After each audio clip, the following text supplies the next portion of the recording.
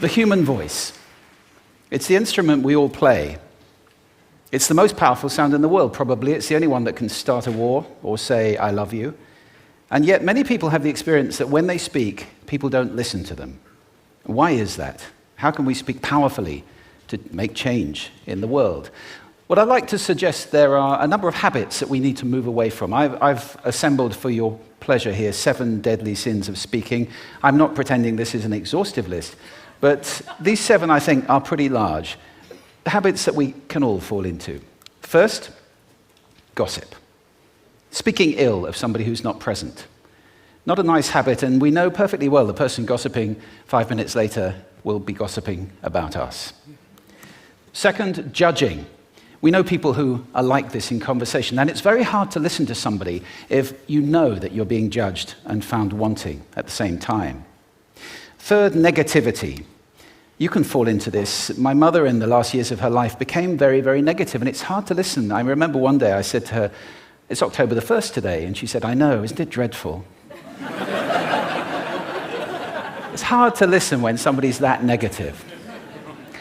And another form of negativity, complaining. Well, this is the national art of the UK. It's our national sport. We complain about the weather, about sport, about politics, about everything. But actually, complaining is viral misery. It's not spreading sunshine and lightness in the world. Excuses. We've all met this guy. Maybe we've all been this guy. Some people have a blame thrower. They just pass it on to everybody else and don't take responsibility for their actions. And again, hard to listen to somebody who's being like that.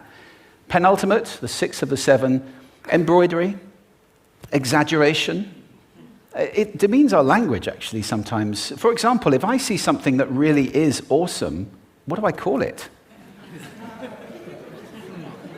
And then, of course, this exaggeration becomes lying, out and out lying, and we don't want to listen to people we know are lying to us. And finally, dogmatism. The confusion of facts with opinions. When those two things get conflated, you're listening into the wind. You know, somebody is bombarding you with their opinions as if they were true. It's difficult to listen to that. So here they are, 7 deadly sins of speaking. These are things I think we need to avoid. But is there a positive way to think about this? Yes, there is. I'd like to suggest that there are 4 really powerful cornerstones, foundations, that we can stand on if we want our speech to be powerful and to make change in the world. Fortunately, these things spell a word. The word is hail, and it has a great definition as well. I'm not talking about the stuff that falls from the sky and hits you on the head. I'm talking about this definition, to greet or acclaim enthusiastically, which is, I think, how our words will be received if we stand on these 4 things. So what do they stand for? See if you can guess. The H, honesty, of course. Being true in what you say, being straight and clear. The A is authenticity, just being yourself. A friend of mine described it as standing in your own truth, which I think is a lovely way to put it. The I is integrity, being your word, actually doing what you say, and being somebody people can trust. And the L is love. I don't mean romantic love, but I do mean wishing people well. For 2 reasons. First of all, I think absolute honesty may not be what we want. I mean, my goodness, you look ugly this morning. Perhaps that's not necessary. Tempered with love, of course, honesty is a great thing. But also, if you're really wishing somebody well, it's very hard to judge them at the same time. I'm not even sure you can do those 2 things simultaneously. So hail. Also, now that's what you say, and it's like the old song, it is what you say, it's also the way that you say it. You have an amazing toolbox. This instrument is incredible, and yet this is a toolbox that very few people have ever opened. I'd like to have a little rummage in there with you now, and just pull a few tools out that you might like to take away and play with, which will increase the power of your speaking. Register, for example. Now, falsetto register may not be very useful most of the time, but there's a register in between. I'm not going to get very technical about this for any of you who are voice coaches. You can locate your voice, however. So if I talk up here in my nose, you can hear the difference. If I go down here in my throat, which is where most of us speak from most of the time, but if you want weight, you need to go down here to the chest. You hear the difference? We vote for politicians with lower voices. It's true, because we associate depth with power and with authority. That's register. And we have tamba. It's the way your voice feels. Again, the research shows that we prefer voices which are rich, smooth, warm, like hot chocolate.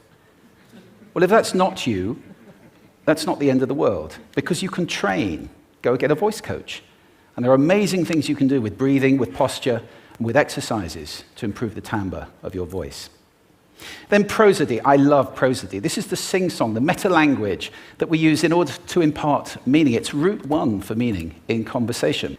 People who speak all on one note are really quite hard to listen to if they don't have any prosody at all. That's where the word monotonic comes from, or monotonous, monotone. Also, we have repetitive prosody now coming in, where every sentence ends as if it were a question, when it's actually not a question, it's a statement. And if you repeat that one over and over, it's actually restricting your ability to communicate through prosody, which I think is a shame. So let's try and break that habit. Pace. I can get very, very excited by saying something really, really quickly, or I can slow right down to emphasize. And at the end of that, of course, is our old friend, silence. There's nothing wrong with a bit of silence in a talk, is there? We don't have to fill it with ums and ahs. It can be very powerful. Of course, pitch often goes along with pace to indicate arousal, but you can do it just with pitch. Where did you leave my keys? Where did you leave my keys? It's a slightly different meaning in those two deliveries. And finally, volume. I can get really excited by using volume. Sorry about that if I startled anybody. Or I can have you really pay attention by getting very quiet. Some people broadcast the whole time. Try not to do that. That's called sodcasting. Imposing your sound on people around you carelessly and inconsiderately. Not nice. Of course, where this all comes into play most of all is when you've got something really important to do. It might be standing on a stage like this and giving a talk to people. It might be proposing marriage, asking for a raise, a wedding speech, whatever it is. If it's really important, you owe it to yourself to look at this toolbox and the engine that it's going to work on. And no engine works well without being warmed up. Warm up your voice. Actually, let me show you how to do that. Would you all like to stand up for a moment? I'm going to show you the 6 vocal warm-up exercises that I do before every talk I ever do. Anytime you're going to talk to anybody important, do these. First, arms up, deep breath in, and sigh out, like that. One more time. Very good. Now we're going to warm up our lips, and we're going to go bo, bo, bo, bo, bo, bo, bo, bo. Very good. And now, just like when you were a kid. Now your lips should be coming alive. We're going to do the tongue next with exaggerated la, la, la, la, la, la, la, la, la. Beautiful. You're getting really good at this. And then roll an R. That's like champagne for the tongue. Finally, and if I can only do one, the pros call this the siren. It's really good. It starts with we and goes to or. The we is high, the or is low. So you go wee, oh, wee. Fantastic. Give yourselves a round of applause. Take a seat. Thank you. Next time you speak, do those in advance. Now, let me just put this in context to close. This is a serious point here. This is where we are now, right? We speak not very well into people who simply aren't listening in an environment that's all about noise and bad acoustics. I have talked about that on this stage in different phases. What would the world be like if we were speaking powerfully to people who are listening consciously in environments which were actually fit for purpose? Or to make that a bit larger, what would the world be like if we were creating sound consciously and consuming sound consciously and designing all our environments consciously for sound? That would be a world that does sound beautiful, and one where understanding would be the norm. And that is an idea worth spreading. Thank you. Thank you.